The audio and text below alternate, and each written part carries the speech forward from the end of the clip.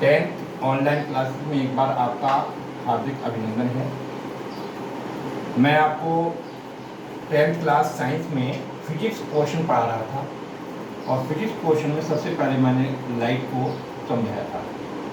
मैंने बताया था आपको प्रकाश एक प्रकार की ऊर्जा है जो हमारे नेत्रों को संवेदित करती है। प्रकाश की सहायता से ही हम इस रंग बिरंगी दुनिया को देख पाते हैं। तो क्या केवल प्रकाश की सहायता से हम दुनिया को देख सकते हैं? आप जानते हैं नहीं देख सकते, क्योंकि देखने के लिए प्रकाश के साथ साथ नेत्र भी होना जरूरी है। यदि हमारे पास नेत्र नहीं है तब हम इस रंग बिरंगी दुनिया को नहीं देख पाएंगे। प्रकाश 7 रंगों से मिलकर बना है।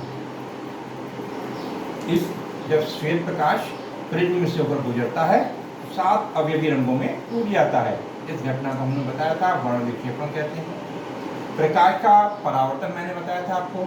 जब प्रकाश किरणें किसी चिकने और चमकदार तल से टकराती हैं और टकराने के बाद वापस उसी माध्यम में चली जाती हैं तो इस घटना को प्रकाश का परावर्तन कहते हैं। मैंने आपको प्रकाश का अपवर्तन भी बताया था, रिफ्रैक्शन ऑफ लाइट। जब प्रकाश किरणें एक पारदर्शी माध्यम से दूसरे पारदर्शी माध्यम में जाती हैं तब वे अपने प्रारंभिक मार्ग से थोड़ा सा हट जाती हैं। इस घटना को प्रकाश का अपवर्तन कहते हैं। अब आप देखिए हमारे पास लाइट भी है और हमारे पास आईज भी है। हमारे पास प्रकाश भी है, हमारे पास नेत्र भी है। तो प्रकाश भी है और नेत्र भी है तब हम इस रंग बिरंगी दुनिया को देख पाते हैं। होता क्या है, जैसे ये व्हाइट बोर्ड पर लिखा हुआ आप देख रहे हैं, तो इस पर क्या है, ट्यूबलाइट से प्रकाश आपतित हो रहा है।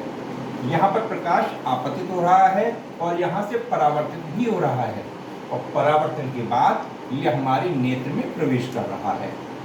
नेत्र के अंदर एक लेंस लगा हुआ है, उस लेंस में इसका अपवर्तन होता है और अपवर्तन के बाद प्रतिबिंब बनता है उल्टा वास्तविक उतना ही बड़ा, लेकिन मस्तिष्क उसको सीधा करके सही समय में दिखा देता है। आज मैं आपको मानव नेत्र की रचना के बारे में स्पष्ट करूंगा। आप सभी की 2 आंखें हैं। आंख गोलाकार होती है, स्फेरिकल शेप में होती है। एक ऐसा स्फीयर है जिसका डायमीटर 2.5 सेंटीमीटर अप्रॉक्स होता है।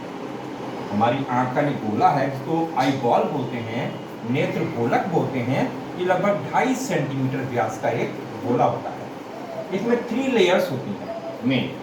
देखिए सबसे जो आपको मैंने फिगर बना के दिखाई है, ये सबसे टॉप पर जो आपको दिख रही है हमारी भी आंख होती है व्हाइट और उसके बीच में ब्लैक या ब्लू या जो भी कलर होता है वो कलर वाला पोर्शन जो पूरा जो होता है ऊपरी हिस्सा आपका जो दिखता है हमें वो कहलाता है आपका दृढ़पटल, स्क्लेरोटिक।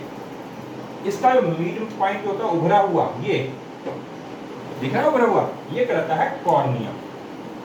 ये कॉर्निया थोड़ा सा ट्रांसपेरेंट होता है और ये दृढ़पटल जो होती है वो ट्रांसपेरेंट नहीं होती। उसका एक छोटा सा हिस्सा है जो ट्रांसपेरेंट है, उभरा हुआ है और इसी में से होकर प्रकाश हमारी आंख के अंदर पहुंचता है। लेकिन प्रकाश अगर बहुत ज़्यादा पहुंच जाएगा तो हमारे नेत्र लेंस को प्रभावित कर सकता है। तो प्रकाश अचानक नहीं पहुंचेगा तो भी दिखाई नहीं देगा।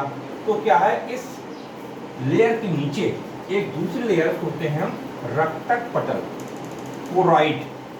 ये प्रकाश का अवशोषण करता है, ये एब्जॉर्ब करता है लाइट के लिए। उसके पीछे भी एक लेयर होती है जो लास्ट में होती है रेटिना। इसके बारे में बाद में बताऊंगा मैं आपको। पहले देखिए सबसे ऊपरी उभरा हुआ हिस्सा जो दिख रहा है इसको कॉर्निया बोलते हैं। इसके बीच में एक हिस्सा होता है जिसको हम बोलते हैं प्यूपिल, एक सुराख जैसा होता है जिसमें से होकर लाइट एंटर करती है। हिंदी में कहते हैं पुतली या तारा या नेत्र तारा या प्यूपिल, जिसमें से होकर प्रकाश एंटर करता है हमारे नेत्र के अंदर। अब प्रकाश ज्यादा, हम जैसे धूप में खड़े हुए हैं तो ज्यादा हमारी आंखों में चला जाएगा प्रकाश, और हम कमरे में बैठे हुए हैं तो हमारी आंखों में कम प्रकाश जाएगा। तो हम कैसे देखेंगे, में कहीं लाइट ज्यादा है कहीं कम है। तो इसका क्या होता है, एडजस्टमेंट होता है। इस एडजस्टमेंट के लिए हमारे अंदर आंखों में आइरिस होती है, इसको परिचारिका, जो पुतली के साइज को छोटा और बड़ा करती रहती है ऑटोमेटिकली। जब हम अंधेरे कमरे में होते हैं तो हमारी पुतली पूरी खुल जाती है, और जब हम धूप में या ज़्यादा लाइट में होते हैं तो हमारी नेत्र की पुतली परिचारिका की मदद से थोड़ा सा खुलती है। ये सेल्फ एडजस्टिंग होती है। आपने देखा होगा कई बार जब हम बाहर से कमरे में एंटर करते हैं तो कुछ पल के लिए बिल्कुल दिखाई नहीं देता। क्यों? क्योंकि उस एडजस्टमेंट में टाइम लग रहा है। जब हम धूप में खड़े हुए थे तो हमारी पुतली पूरी तरह से खुली हुई थी, ठीक है। और जब हम कमरे में आए तो हमें लाइट थोड़ी सी ज़्यादा चाहिए। नहीं, जब हम बाहर धूप में थे तो हमारी पुतली बहुत कम खुली हुई थी, क्योंकि वहाँ हमें लाइट एडजस्ट करने के लिए हमारी आइस ने पुतली को छोटा कर दिया था। अब उसी साइज को लेकर जब हम अंधेरे कमरे में आ रहे हैं तो अंधेरे कमरे में वो छोटे से साइज से जो लाइट जा रही है वो सफिशिएंट नहीं है, इसलिए हमें कुछ पल के लिए कमरे के अंदर दिखाई नहीं देगा। लेकिन क्या है, जब एडजस्टमेंट करेगी परिचारिका से पुतली का साइज, ऊपर पुतली का साइज बढ़ेगा और सफिशिएंट लाइट हमारी आँख के अंदर एंटर करेगी, प्रवेश करेगी, तब हमें कुछ दिखना शुरू हो जाता है। तो ये कहते हैं परसिस्टेंस ऑफ विजन। तो धूप में पुतली थोड़ी कम खुली होती है और अंधेरे में इसको ज़्यादा खोलना पड़ता है ताकि पर्याप्त मात्रा में प्रकाश आंखों के अंदर प्रवेश कर जाए। तो देखिए, अब पुतली की सहायता से नेत्र में प्रकाश प्रवेश करता है। अब देखिए, ये दो पेशियां हैं, होते हैं सीलियरी मसल्स। इन सीलियरी मसल्स पर एक लेंस टिका हुआ होता है, ये बाइकॉन्वेक्स होता है, उत्तल लेंस होता है, और ये एक प्रकार के ट्रांसपेरेंट प्रोटीन से बना होता है, मेम्ब्रेन टाइप होता है, जेली जैसा, कांच का नहीं होता ये जेली जैसा एक लेंस होता है। इसमें भी सेल्फ एडजस्टिंग फोकल सिस्टम होता है, बोलते हैं पावर ऑफ अकोमोडेशन। होता क्या है, जब हम बहुत दूर की वस्तुएं देख रहे होते हैं तो ये नेत्र लेंस जो हमारा पतला हो जाता है, और जब हम जैसे जैसे वस्तु हमारे पास आती है इस लेंस की मोटाई बढ़ती चली जाती है। अर्थात जब हम दूर की वस्तुएं देख रहे होते हैं तो इसी नेत्र लेंस की फोकल दूरी बहुत ज़्यादा होती है।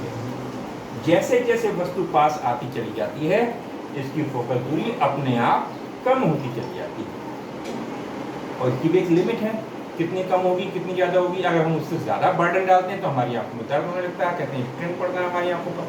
तो हमें इस बात का ध्यान रखना है कि लेंस की भी एक लिमिट है, कितना वो अपने आप को फोकल लेंथ को एडजस्ट कर पाएगा।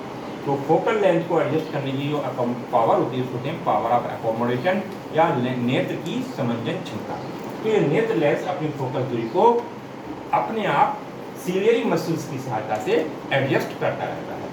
अब आप देखिए, ये आपका प्यूपिल, कॉर्निया है ना, ये आपका नेत्र लेंस। अब इसके बीच में क्या खाली जगह है, इस खाली जगह को बोलते हैं नेत्रोद, और उसमें एक पानी जैसा नमकीन द्रव भरा रहता है।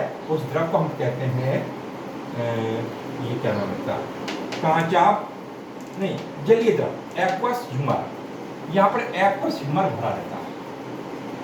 अब यहाँ नेत्र लेंस है, देखिए एक साइड में एक्वस ह्यूमर भरा हुआ है। अब इसके पीछे बॉल जो है, इस बॉल में जेली जैसा ट्रांसपेरेंट फ्लूइड भरा हुआ है, इसको कहते हैं विट्रस फ्लूइड या विट्रस ह्यूमर।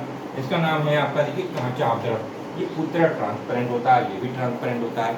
ये केवल नेत्र लेंस को मॉइस्ट रखने के लिए, वेट रखने के लिए होता है। नेत्र लेंस में खुश्की नहीं होना चाहिए, क्योंकि मालूम है टिश्यूज से बना है, प्रोटीन से बना हुआ है, इसको नर्चर भी करना है, इसलिए दोनों तरफ फ्लूइड भरे होते हैं, और आई बॉल का साइज भी इससे मेंटेन रहता है। अब देखिए, यहाँ से लाइट पुतली में से ऊपर गई नेत्र लेंस में, और नेत्र लेंस के बाद लास्ट में जाके यहाँ प्रतिबिंब बनता है रेटिना पर। ये रेटिना है। ये रेटिना जो है बहुत ही सेंसिटिव एक स्क्रीन होता है, एक लेयर होती है।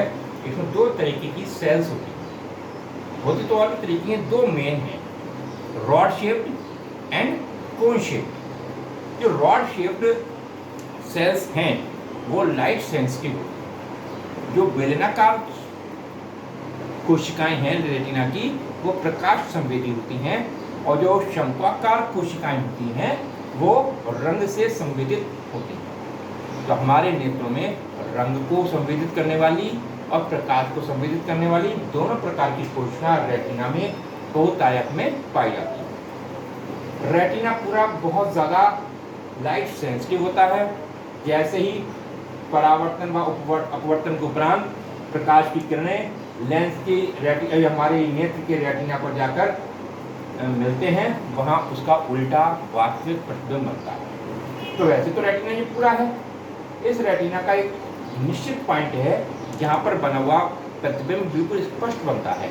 उस पॉइंट को कहते हैं येलो पॉइंट, पीत बिंदु। यदि पीत बिंदु पर कोई प्रतिबिंब बनता है तो बहुत ज़्यादा क्लियर स्पष्ट बनता है। अब यहाँ तो बन रहा है उल्टा वास्तविक और वस्तु के बराबर का प्रतिबिंब, लेकिन उल्टा बन रहा है। ये हमें तो दुनिया सीधी सीधी दिख रही है। इसके पीछे कारण ये है, इसमें बहुत सारी ऑप्टिक नर्व्स भी शामिल हैं, दृष्टि तंत्रिकाएं भी यहाँ पर मौजूद हैं, बहुत सारी, लाखों करोड़ों की संख्या में। ये तुरंत यहाँ का मैसेज ब्रेन तक, मस्तिष्क तक पहुँचाती है और ये मस्तिष्क उसको एनालाइज करता है। एनालाइज करके बिल्कुल जो एक्चुअल व्यू है हमारे लिए दिखाने के लिए हमें समर्थ बनाता है। तो जिस पॉइंट से होकर ऑप्टिक नर्व्स गुजरती हैं, उस पॉइंट पर कोई प्रतिबिंब नहीं बन सकता। इसलिए इस बिंदु को कहते हैं अंध बिंदु या ब्लाइंड पॉइंट या ब्लाइंड स्पॉट। दो स्पॉट होते हैं, ब्लाइंड स्पॉट और येलो स्पॉट। येलो स्पॉट वो बिंदु है जहाँ पर बना हुआ प्रतिबिंब बिल्कुल स्पष्ट होगा। तो अंध बिंदु वह बिंदु है जहाँ पर प्रतिबिंब बनेगा ही नहीं। ठीक है, तो इस तरह से हमारी ये आई बॉल है, इसका व्यास 2.5 सेंटीमीटर है। इसमें 3 परतें होती हैं, दृढ़ पटल स्क्लेरोटिक, दूसरा होता है रक्ताभ पटल जिसको हम बोलते हैं कोरॉइड। देखिए एक पटल ये है, एक पटल ये है और एक है रेटिना। सामने हमारा रेटिना जिसको हम दृष्टि पटल, 3 लेयर होती हैं। और दृढ़ पटल में ही कॉर्निया होता है, इसके पीछे हमारा एक रक्तक पटल होता है जहाँ पर पुतली होती है जो ट्रांसपेरेंट होती है, और रक्तक पटल में ही आइरिस भी होती है जो पुतली के साइज को छोटा बड़ा करती है।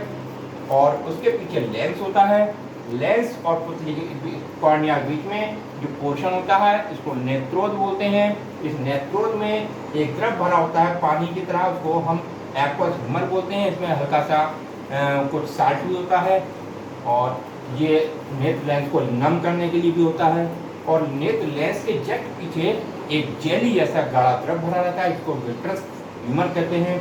ये आई बॉल की साइज को मेंटेन करता है और साथ साथ हमारे नेत्र को पोषण भी देता है।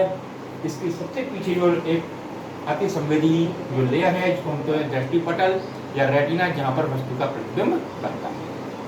तो आपको आज हम केवल ह्यूमन आई के बारे में बताया है, इसको आप नोट कर लीजिएगा और उसके बाद उसको समझ के आइए। कल मैं आपको ये बताऊंगा किस तरह से हमारी आंखों में किसी वस्तु का प्रतिबिंब बनता है। मैंने अभी आपको बताया था लेंस एक प्रकार के पारदर्शी प्रोटीन से बने हुए तंतुओं से बना होता है। Thank you.